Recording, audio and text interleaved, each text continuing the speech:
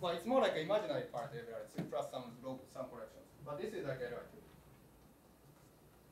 So this relation actually means that the volume of 2 tetrahedron, sum of the two tetrahedra, is the same as the volume of 3 tetrahedron. And that's represented by this pentagon. So you could take 2 tetrahedra, group together, and then cut it into 3. Well, I'm not good at drawing figures, but maybe this explains.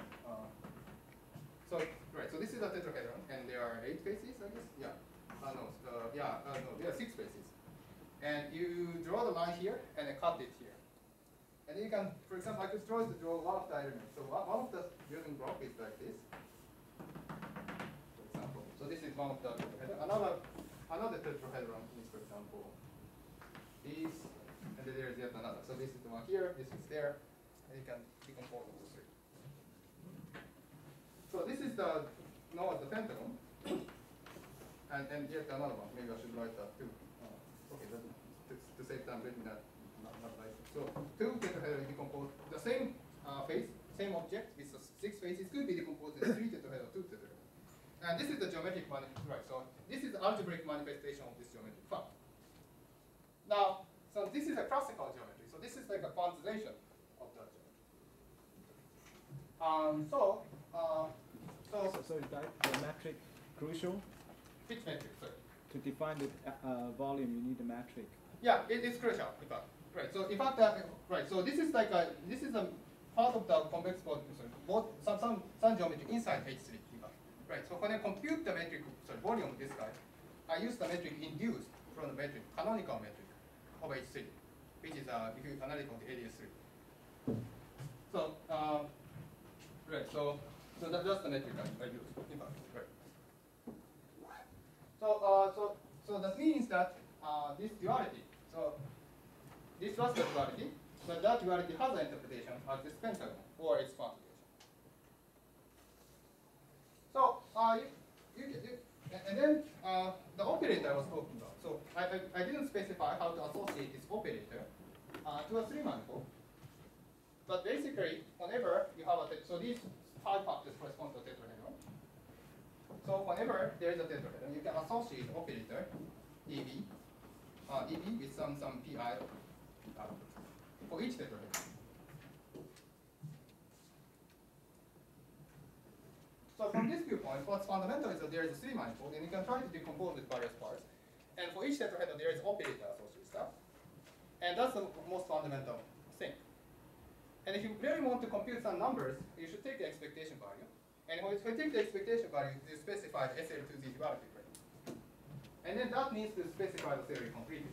And then you can go backwards and right. So and then you obtain this associated 3-dimensional theory. So I want to finish, but let me mention one thing. So that is namely for this discussion, what's crucial with this particular mathematical identity. So if you have this operator identity, you can take expectation values, produce some identity, C-number identity, which is interpreted as a duality in Q theory.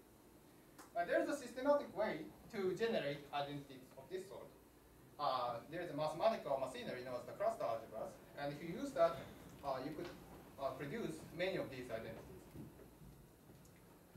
And that, if you use, right, so, and that in general is more general than the 3-manifold geometry. So since the time is up, let me finish.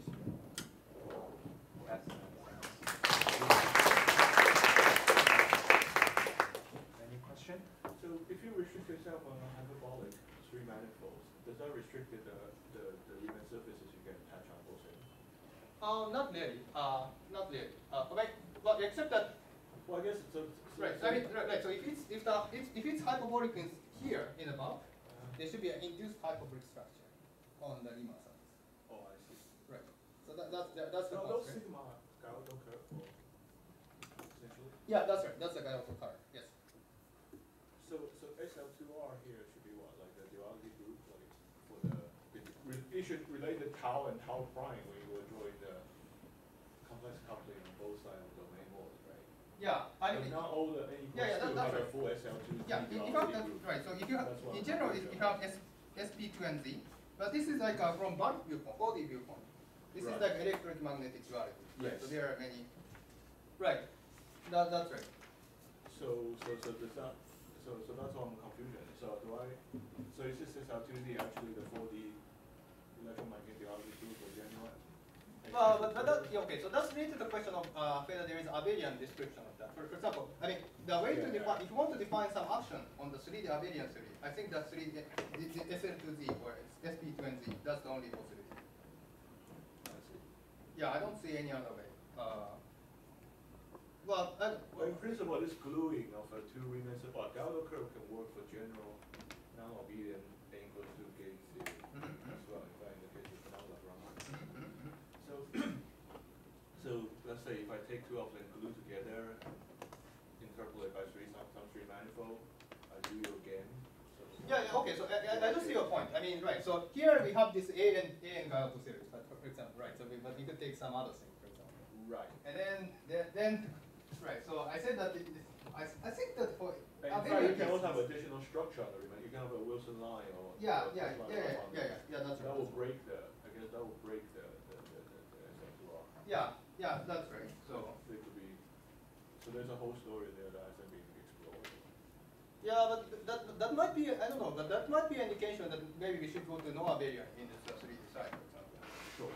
So I mean, so yeah, so probably we go no abelian and then probably go to SOSP, etc., or things like that in this Gauss case. That might be the question.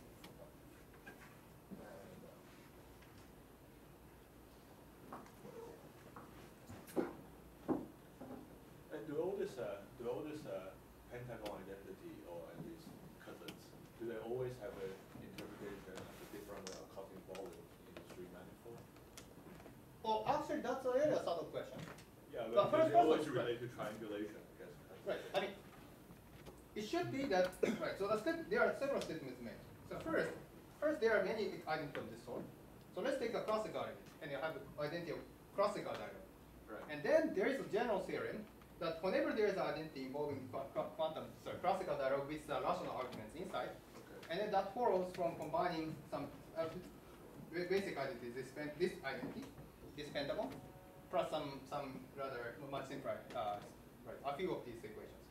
So this is essentially everything. And that, in fact, corresponds to the fact that any 3D triangulation of the hyperbola 3 manifold you can are related by the sequence of these pentagons. However, the sequential seems to be a little bit more complicated for, at least in practice, for quantum case. Because then, if that's the case, so if what I said persists quantum mechanical, it should be that by just repeating this quantum mechanical identity, I could use any quantum mechanical identity for this quantum diagram. But however, if you look at the mass literature, I mean, there are generalization of that. But the way that this quantum identity for quantum diagram is proven is not through the use of pentagon, but something more fancy, cluster categories or things like that. So something more fancy. So I don't know whether what you said is true or not for quantum case. So this relation with the dialogue and the volume, so what's it in the argument of the dialogue? Sure. Okay, so in fact, I didn't even specify that. So, right, so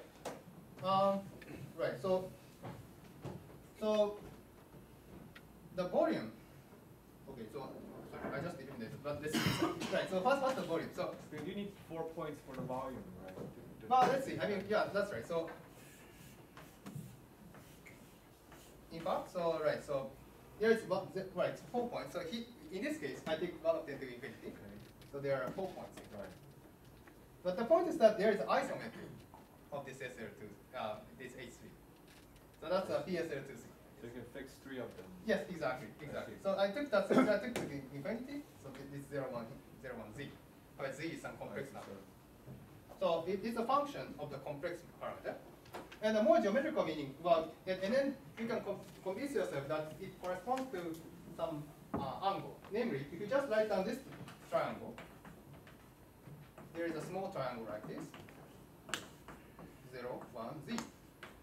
So for example, the dihedral angle between this face and that face is given by the argument of this Z. So this angle is the argument of this face.